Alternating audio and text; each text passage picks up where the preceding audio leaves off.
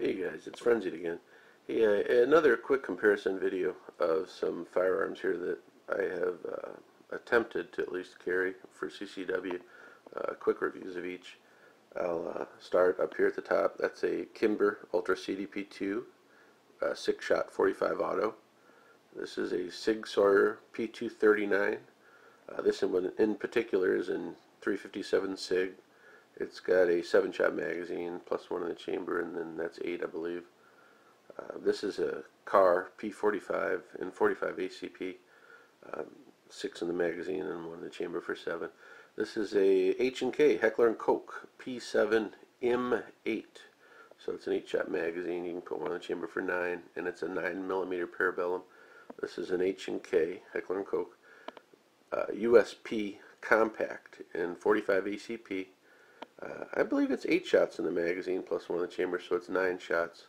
And then up here in the corner of the last one is a Sig Sauer P228 in 9mm. I bought this during the Clinton era, so it's actually got one of those crappy 10-shot Clinton magazine magazines in it. But it will hold 13 rounds, I believe, in a normal magazine plus one for 14 in 9mm parabellum as well. So a quick around the table here. I'll just start here, maybe up at the top. This is Kimber Ultra CDP 2 45 ACP. Very nice firearm to carry and to use. Not very heavy. Probably 20 something ounces, 25 ounces maybe. I forget what the websites say on it. I don't have a scale around. I actually love carrying this. The grips make it too wide. There's, for whatever reason, Kimber chose to put fairly thick grips on it. Not my favorite. I will swap those out for ultra thin VZ grips, G10 models, and then eventually when I've got some money on a paycheck someday, I'm going to get it all blacked out because I really don't care for the color scheme. But I did want the rounded edges that the CDP series comes with, and the ambi safety as well that the CDP series comes with. So I did elect to do that. I probably could have bought a lesser model and just had the custom shop do it, but I would have spent at least as much or more on it instead of just going with that and then getting the color change later.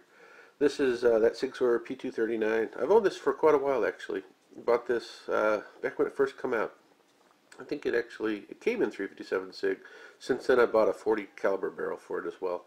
I actually really like the 357 Sig barrel and that cartridge itself. It's nice to know or to at least believe that you've got 357 Magnum firepower, you know, in a semi-auto, a fairly flat one. However, this gun is very heavy in comparison to some of these others on this table. Sig considers it a compact. I mean, and I guess it may be, but man, is it heavy in comparison to these others. And I don't understand exactly why, because it does have an alloy frame on it, but they just use a very chunky steel slide on that guy. I don't know that I can recommend it really for concealed carry work, at least not in the summer or when you're trying to dress lightly. In the winter it would be okay, but then I always question, why am I carrying that in a single stack magazine with so little ammo, when if I'm carrying that kind of weight, you know, I should be maybe moving over to here to something a little bigger magazine on it, or at least a bigger caliber. This is a Kahr P45. I bought this when they came out. At first I didn't like it because I didn't really have a whole lot of experience with the double action only triggers of Glocks and such. Pardon me. Since then I have grown to actually like it. It is a nice little concealed carry pistol. You hand it to somebody else though and they yank on that trigger, and boy, they sometimes don't get it. They think it's broken because you got to pull back so hard and so far actually. Pretty lightweight, actually, certainly much lighter than this guy. Even loaded, you know, it's much lighter weight, and not bad. I can give that one, I think, a thumbs up.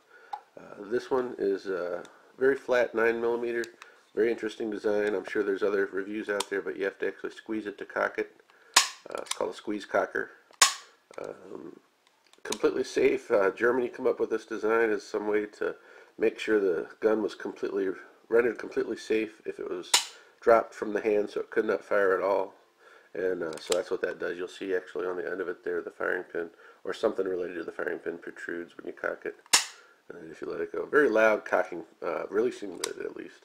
And it takes an interesting amount of pressure too to hold it cocked.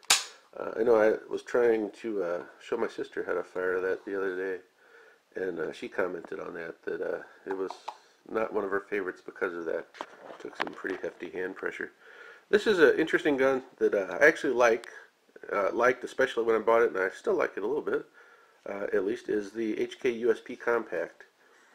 This one I specifically added ambi safety to. I am ambidextrous. I can fire right and left-handed, and I do tend to carry things right and left-handed. So I did add that. It does have like a 1911 style operating system too, based on that safety. You can carry it cocked and locked if you wanted to. Generally you wouldn't, but you certainly could. It's not very heavy either. It is a full polymer frame like a Glock. Fair amount of ammo, but it's big and chunky. Chunky is not necessarily good with CCW, at least in my opinion. But weight is also an issue, so being that it is a fairly lightweight 45, I did carry it for a little bit, fairly successfully, at least in the winter time. It does come with a flush mount magazine that doesn't have that lip on it, that I would obviously use for concealed carry instead of the one that's in there right now. And then the last one I'll quickly review is the Sig Sauer P238. I've got a Sig Sauer P239 around here somewhere as well. It's in 357 Sig, like the P239 up there. Those are the P239 and the P229 are made in the USA, or at least they were when I bought them. For whatever reason, and by design I guess, they used a much heavier slide material on them, or just a design I guess. This P228 is considerably lighter than either the 239 or the 229. Very nice weapon. I actually really like this P228. If I'm going to carry a 9mm, this would probably be it. I would probably carry it over even a 9mm version of this, unless the slide is completely different and more of a style like this with a much lighter weight on it. That's really it. I will show you some of the magazines real quickly though. This is a Comptac C-Tac with Velcro clips. I really went to the Velcro style for concealed carry. I do like it, very secure. Once it's on your belt, it's actually very difficult to get off. It's kind of difficult to get on as well. So I use Comptac C-Tacs for anything I carry.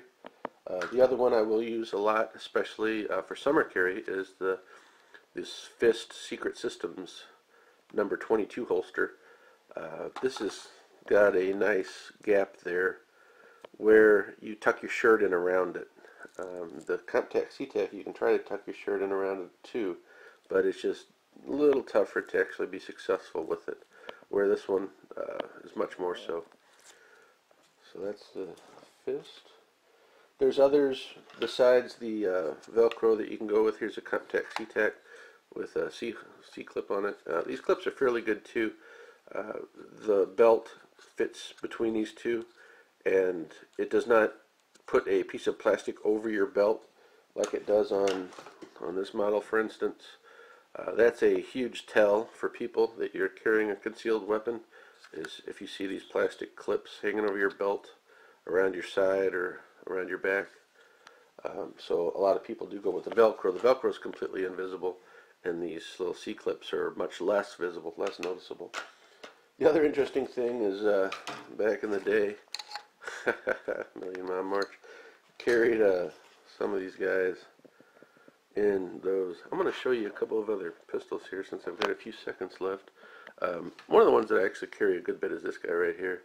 This is a Kimber Tactical Pro. It's one that I've had for a little while, and I really like it. It's very flat. Not any heavier than really any of these guys. Definitely recommend Kimber 45s. What else? Here's an interesting one.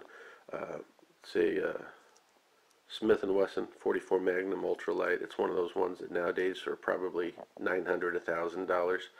I bought it when it first came out, and I recall them being considerably cheaper. That is my woods carry gun. I carry that on my hip while I'm deer hunting or doing anything out there in the woods. I really like it. That's about it, guys. I'm about out of time. Hope that helps somebody out there, and have a good day.